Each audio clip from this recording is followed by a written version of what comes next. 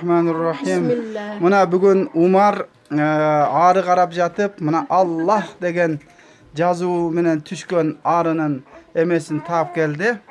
Qaragıla maşallah ramkani. Maşallah. Allah. Kayaktan taptın Umar kantip? Allahu Ekber. Allahu akbar. Mına bardığını neme kılıp atat.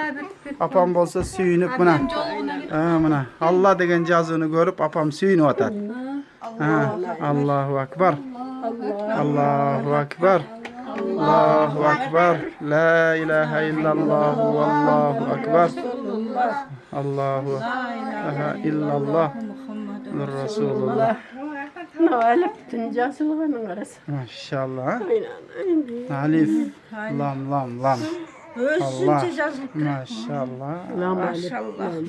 Maşallah. Ona qara. Ya Allah. Allah Allah.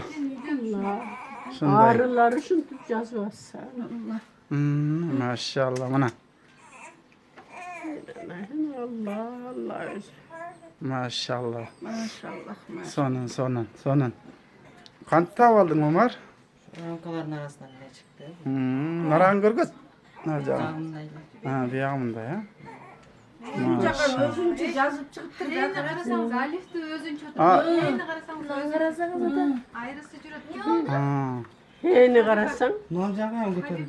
Allohdan jazim. Allah da bulan.